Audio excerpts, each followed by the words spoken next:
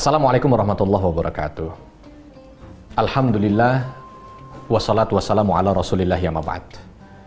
Rabbi shrah li sadri wa yassir li amri wahlul 'uqdatam min lisani yafqahu qawli. Allahumma 'allimna ma yanfa'una wanfa'na bima 'allamtana. Allahumma hdina wahdi bina waj'alna sababan wa sabilan liman ihtada. Segala puji hanya bagi Allah, salawat dan salam semoga selalu tercurah kepada junjungan kita Nabi besar Muhammad sallallahu alaihi wasallam. Sahabat yang dicintai Allah, manusia mulia hadir dalam kehidupan di muka bumi ini. Di antara manusia yang paling mulia adalah para nabi. Dan para nabi itu disertai oleh manusia-manusia mulia juga. Baginda Nabi Muhammad SAW disertai oleh para sahabatnya yang mulia. Maka dari itu, merupakan sebuah kewajiban bagi kita untuk menelaah sejarah hidup mereka. Karena itu yang akan menjadi panduan dalam kehidupan kita. Dalam kesempatan ini saya ingin menceritakan sosok seorang sahabat yang punya kemuliaan Masya Allah. Bahkan kalau kita itu membaca Al-Quran gitu ya, itu pahala akan mengalir ke beliau. Kaget mungkin kita ya. Kita baca Al-Quran, pahala akan mengalir ke beliau. Bukankah semua orang Islam ini pasti baca Quran? Iya. Kenapa? Nah, di sini rahasianya. Sahabat yang mulia ini dikenal dengan julukan Katibul Wahyi. Sahabat yang mulia ini punya gelar atau julukan Katibul Wahyi. Apa itu Katibul Wahyi? Penulis wahyu. Penulis wahyu. Mungkin ini clue-nya sudah dapat nih teman-teman. Jadi, kenapa kok beliau bisa sampai begitu ya? Jadi semua orang yang membaca Al-Quran pahalanya bisa ke beliau. Tapi belum lengkap, nanti kita akan ceritakan sampai selesai. Sahabat yang mulia ini bernama Zaid. Bapaknya bernama Thabit. Ya, berarti nyebutnya gimana? Zaid ibn Thabit. Ya, Zaid bin Thabit. Zaid bin Thabit ini adalah seorang yang lahir di Madinah. Berarti kalau menyematkannya biasanya ditambah dengan kalimat Ansar. Kalau yang datang dari Mekah namanya Muhajirin, tapi kalau yang tinggal di sana Ansar. Ya, makanya kadang beliau disebut dengan suku dan julukannya gitu ya. Maka Zaid bin Thabit Al-Khazraji Al-Ansari. Al-Ansar berarti lahir di Madinah. Betul, beliau lahir di Madinah. Ya, beliau lahir di Madinah. Beliau lahir di Madinah kurang lebih sekitar, ya kalau mau dibikin tahun gitu ya, kurang lebih sekitar 11 tahun sebelum Nabi Hijrah. Jadi 11 tahun sebelum Nabi Hijrah beliau lahir di Madinah. Ya. Jadi Islam sudah ada di muka bumi ini 2 tahun, beliau lahir. Ya. Wahyu turun sudah kepada Rasul Shallallahu Alaihi Wasallam, sahabat kita ini lahir. Ya. Nabi sudah berusia 42 tahun, sahabat ini baru lahir. Nah, gitu gampangnya. Ya. Nabi sudah 42 tahun, sahabat ini baru lahir. Dan lahirnya bukan di Mekah, lahirnya di Madinah. Maka beliau tidak pernah terkena dakwah, termasuk keluarganya juga tidak pernah terkena dakwah selama beliau di Madinah, karena dakwah awal itu hanya di Mekah saja, belum keluar kemana-mana.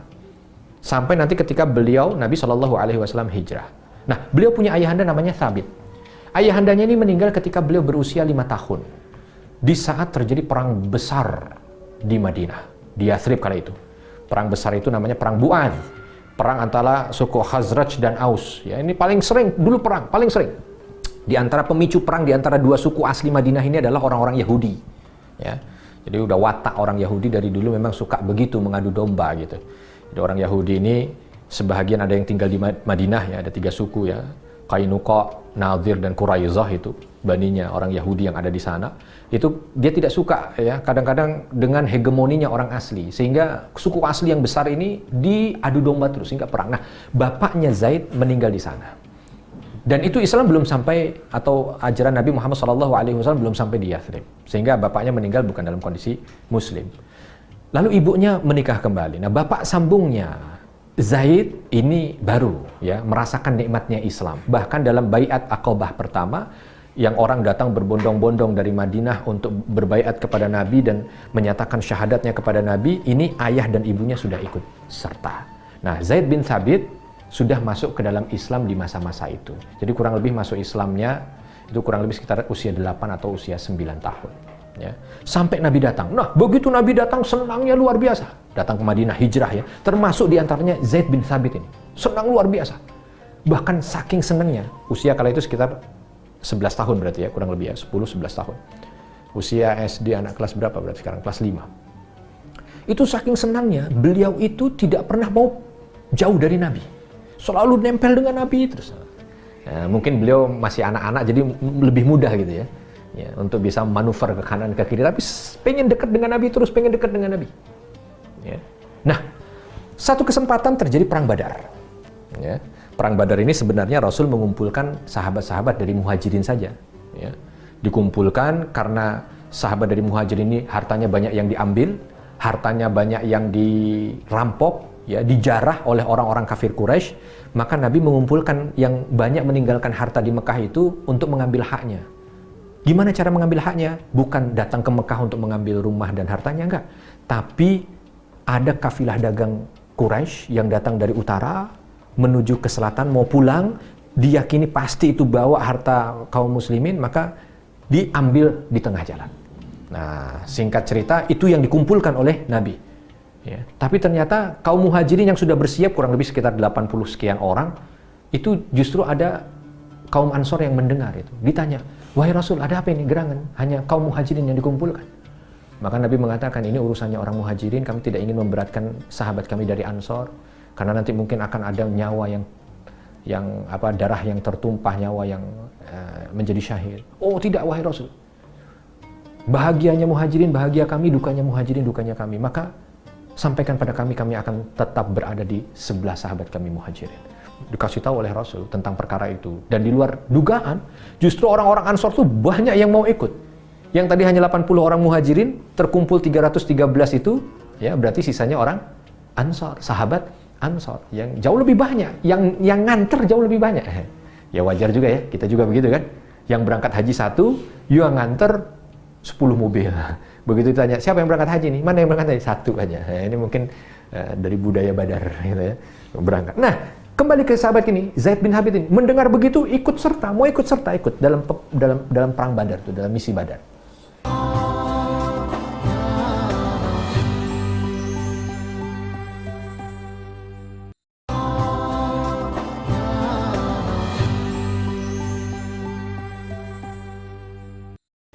Cuman masalahnya Nabi seleksi.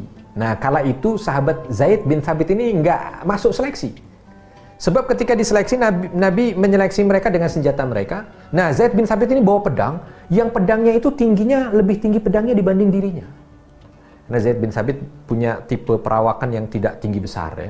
Jadi begitu diukur dengan pedang, mungkin kepalanya ini masih setangkai pedang gitu. Ya bayangkan gimana mau ikut perang kalau begitu ya, pedangnya setinggi badannya kan, nggak memungkinkan, maka nggak bisa. Dan ternyata ketika tidak diperbolehkan itu menjadi sumber kesedihan buat Zaid. Ya, karena momen itulah beliau tidak bersama dengan Nabi, padahal selama ini selalu dekat dengan Nabi, selalu bersama dengan Nabi, harus pisah dengan Nabi. Maka dia adu sama ibunya. Ibu, ini momen yang sangat menyedihkan buatku untuk berpisah dengan Nabi. Tapi ibunya membesarkan. Ya, mau bagaimana lagi? Kamu tidak mungkin untuk ikut serta. Kamu harus punya keahlian lain yang menarik perhatian Nabi sehingga kamu bisa dekat selalu dengan Nabi. Akhirnya dia bilang sama ibunya, Bu, sampaikan kepada Rasul, aku sudah hafal 17 surat dalam Al-Quran. 17 surat ini jangan dibayangin kayak kita ya. Kita 17 surat, Al-Ikhlas, Al-Falaq, An-Nas, ya, Al-Asr, Al-Kautsar, itu udah 5 sendiri. Ini 17 surat yang panjang-panjang. Kalau dibikin juz, hampir 11 juz. Dan ini dihafal sebelum Nabi datang ke Madinah. Jadi ya, Zaid bin Thabit minta, sampaikan ini pada Rasul. Aku sudah hafal 17 surat. Dan ini aku hafal sebelum Nabi datang. Untuk menunjukkan bahwa punya kelebihan di sini, di hafalan.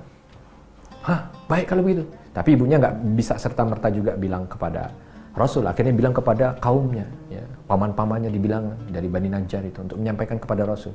Oh iya, begitu, ya, sampaikanlah. Ketika Rasul pulang dari perang Badar, para sahabat menyampaikan, wahai Rasulullah, ini ada anak dari anak-anak kami, ya, namanya Zaid, dipanggil Zaid. Oh Zaid ya, ini sering di sebelah kemarin Badar nggak diterima, mungkin begitu ya. Baru disampaikan lah bahwa dia ingin selalu dekat denganmu dan dia punya keistimewaan. Apa dia istimewanya? Istimewanya dia sudah menghafal 17 surat sebelum engkau datang ke Madinah. Bayangkan ya, berarti kan dalam waktu cepat sekali kan, masuk Islamnya jaraknya hanya setahun sebenarnya. Ayahnya, ibunya itu jarak setahun sebelum Nabi hijrah, jadi setahun sudah hafal 17 surat. Kita setahun ngapalin Qul ya ayyuhal kafirun aja masih muter. Nah, ini setahun hafal 17 surat. Oh benar, dites. Dites saat itu surah Qaf. Lumayan panjang, dan lulus. Lalu Nabi tersenyum. Ditanya, anak 12 tahun ini ditanya oleh Nabi, wahai Zaid, kamu bisa nggak bahasanya orang Yahudi itu? Bahasa Ibrani. Karena orang Yahudi banyak di Madinah. Karena sesungguhnya aku merasa tidak aman dengan bahasa mereka. Takut nanti ketika ada tulis menulis, ada omong mereka itu berdusta. Kamu bisa nggak bahasa mereka? Lalu Zaid mengatakan tidak bisa, wahai Rasul. Baik, kalau begitu aku tugaskan kau belajar. Belajar bahasa Ibrani. Bahasanya orang Yahudi itu belajar. Datang ke perkampungan mereka, belajar. Sami'na wa ata'na. Zaid yang usia 12 tahun, anak kelas 6 SD berangkat, belajar. Dan dalam hadis riwayat Bukhari disampaikan, dan tidaklah aku belajar hanya 15 hari hatta hadzaqtuh, sampai aku itu fasih dengan bahasa mereka. Bayangkan berapa? 15 hari. 15 hari dari nol ya, sampai bisa ngomong, nulis ya. Terus apa lagi? Ngomong, nulis, mendengarkan, pokoknya lengkap nih, listening ya, apalagi reading, apalagi lengkap semuanya. Semuanya lengkap. Bayangkan 15 hari. Ya, nggak tahu ya, kalau orang sekarang apakah ada yang bisa seperti itu ya. Ini untuk menunjukkan bahwa sahabat itu cerdas. Sahabat Nabi itu cerdas. Datang kepada Rasul 15 hari. Rasul, sudah, aku bisa. Bahkan bisa, bukan hanya sekedar ngomong, bisa nulis, bisa mendengarkan, bisa apa. Insya Allah engkau aman dari makar mereka. Rasul senyum. Lalu ditanya lagi, Zaid, kamu bisa nggak bahasanya Syriania? Bahasa Syriania itu bahasanya orang-orang Syam ya. Bahasanya Nabi Isa itu. Ya, bahasa Nabi Isa itu bahasa orang Syam itu, Syriania. Lalu Zaid mengatakan tidak bisa ya Rasul. Belajar bahasa mereka. Belajar lagi. Berapa hari? Kalau tadi 15 hari, ini 17 hari sahabat. 17 hari bisa semuanya. Kalau yang Yahudi tadi masih oke lah, saya masih masuk di logika saya gitu ya.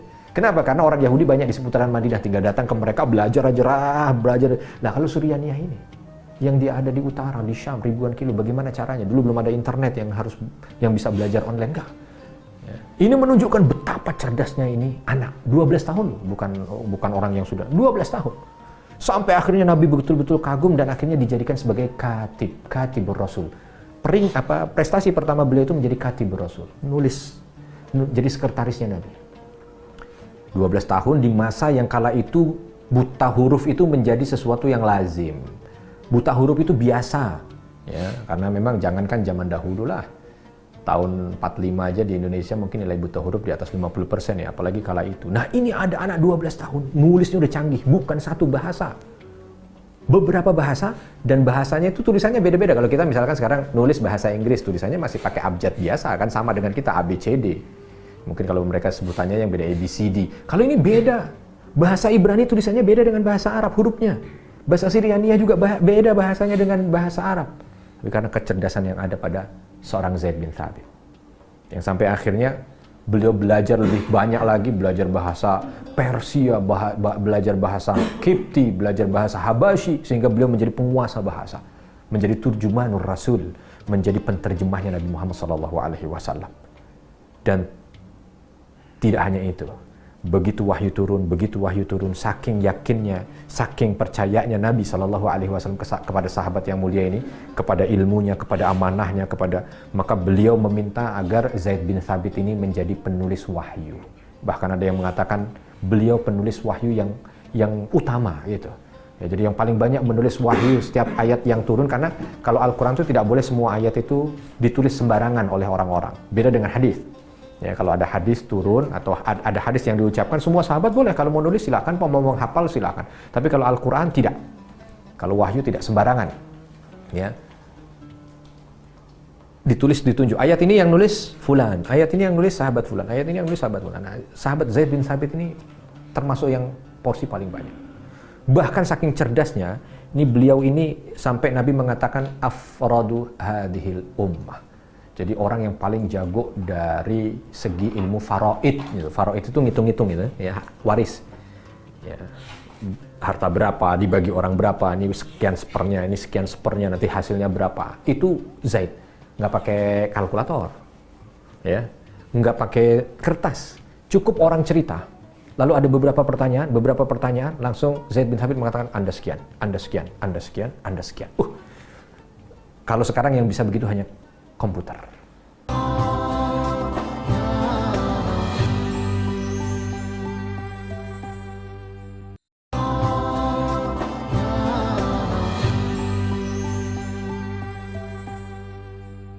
Dan wajar juga makin hari makin cerdas ini sahabat Zaid karena muamalahnya dengan Al-Quran. Ya, muamalahnya dengan Al-Quran. Hari-hari dengan wahyu, namanya aja katibul wahyi ya. Nah, ini salah satu isyarat gitu bahwa orang itu yang dekat dengan Al-Quran itu pasti cerdas. Pasti cerdas. Ya. Ini satu di antara cerita ribuan sahabat mungkin ya yang kecerdasannya itu begitu brilian. Kalau mau ditanya bukan karena latar belakang tempatnya ya gurun pasir. Bukan karena makanan juga, oh ini mungkin makannya banyak keju, mungkinnya enggak juga. Makanan standar, makan kurma, tapi karena muamalah dengan wahyu, maka kecerdasannya itu luar biasa. Bahkan yang dahsyatnya lagi, sahabat yang mulia ini, kalau beliau itu ngomong, itu bisa membuat banyak orang ridho. Ya. Jadi omongannya itu teduh, ya. Terus kalau beliau memutuskan satu perkara, itu ridho. Banyak sekali hal-hal yang hampir saja rusak atau hancur itu bisa diselesaikan. Contoh mungkin kalau bahasa kita sekarang ada suami istri yang sedang cekcok gitu ya. Sedang rame, hampir aja cerai.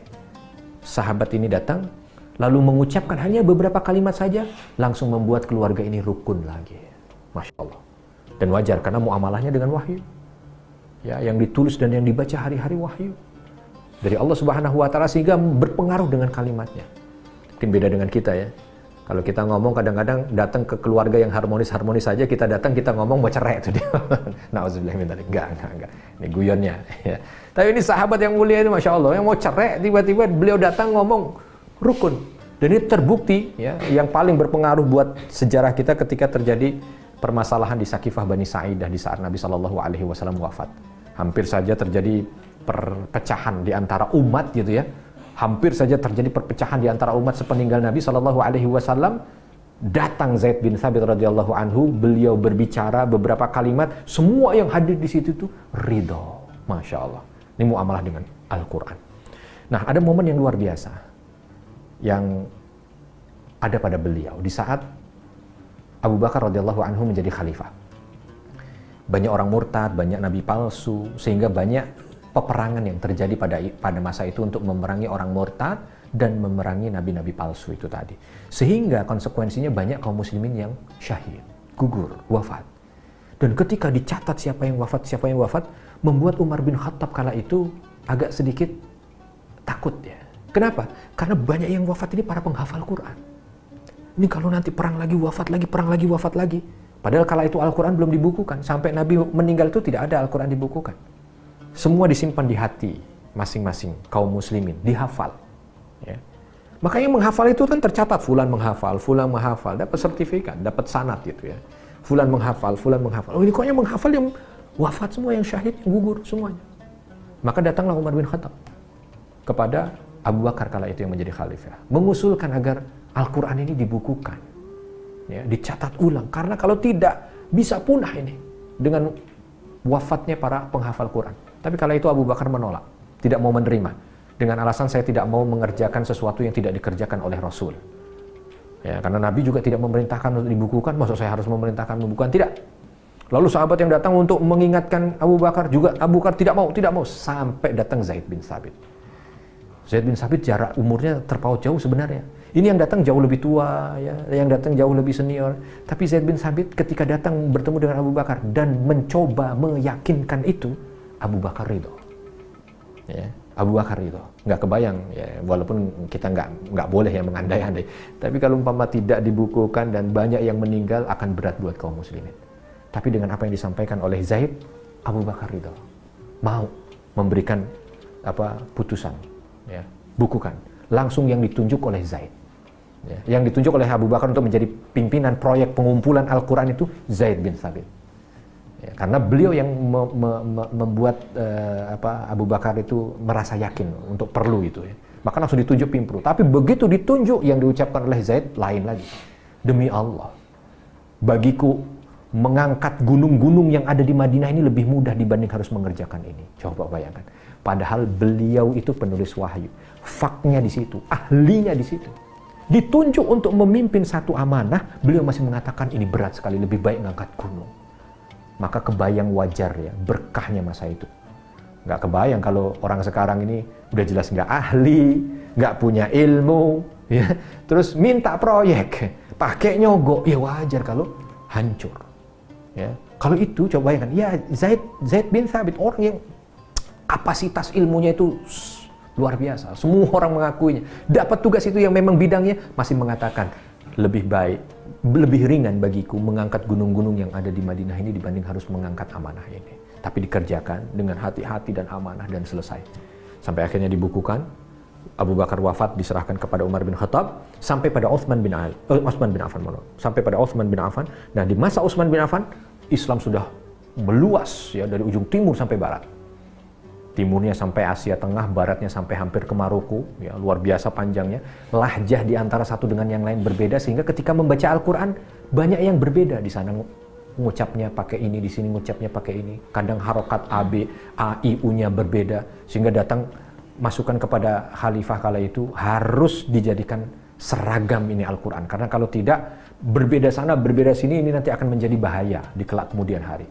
Makanya Utsman bin Affan radhiyallahu anhu memberikan putusan semua Al-Quran harus dibawa menuju ke pusat, ya, untuk dikumpulkan semua, tidak boleh ada yang pegang Al-Quran, lalu di pusat ditulis Al-Quran. Dan itu yang menjadi kepalanya juga adalah Zaid bin Thabit.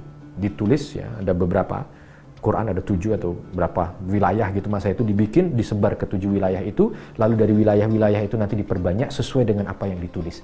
Dan Al-Quran Mushaf yang sampai ke kita itu disebut dengan Mushaf Utsmani. Ya, itu dinisbahkan kepada Utsman bin Affan. Memang yang menjadi khalifah Utsman bin Affan, yang memiliki kebijakan Utsman bin Affan, tapi orang di balik itu adalah Zaid bin Thabit. Zaid bin Thabit. Namanya tidak disebut Mushaf Zaidi, tidak ya. Mushafnya tetap disebut Mushaf Utsmani. Tetap disebutnya Mushaf Utsmani. Tetapi pemimpin dari proyek itu, bahasa kita gitu ya, yang mengepalai untuk melaksanakan tugas mulia itu, yang akhirnya menyelamatkan, ya. Makanya kalimatnya kan kalau Allah Subhanahu wa taala bicara tentang penjagaan Al-Qur'an itu dengan kalimat inna, ya, artinya nahnu gitu. Inna nahnu nazzalna dzikra wa inna lahu lahafidun. Kami yang menurunkan Al-Qur'an dan kami yang akan menjaga. Jadi seolah ada yang lain, ada peran yang lain di sana. Dan ternyata kalau dilihat di sini tidak berlebihan kalau mengatakan Zaid bin Thabit juga memiliki peran yang luar biasa pada Al-Qur'an. Maka juga tidak berlebihan ketika orang mengatakan semua yang membaca Al-Quran pada masa ini pahalanya akan berbalik kepada Zaid bin Thabit. Zaid bin Thabit meninggal di tahun kurang lebih sekitar 54 Hijriah. Jadi usia beliau berarti sekitar 65 tahun, ya. Dan ketika beliau meninggal, Madinah terguncang habis, ya. Semuanya merasa sedih. Ya, bahkan di antara mereka ada yang mengatakan hilang tempat bertanya umat ini. Ya. Hilang yang senantiasa memberikan pencerahan ilmu kepada umat ini. Karena memang itulah faktanya. Orang yang memiliki kecerdasan yang luar biasa ini sudah wafat. Ya. Dan Masya Allah, ini memberikan banyak pelajaran, ya, untuk kita bersama, dan mudah-mudahan kita juga bisa mengambil pelajaran dari cerita singkat ini.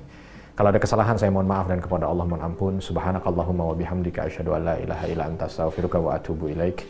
Wassalamualaikum warahmatullahi wabarakatuh.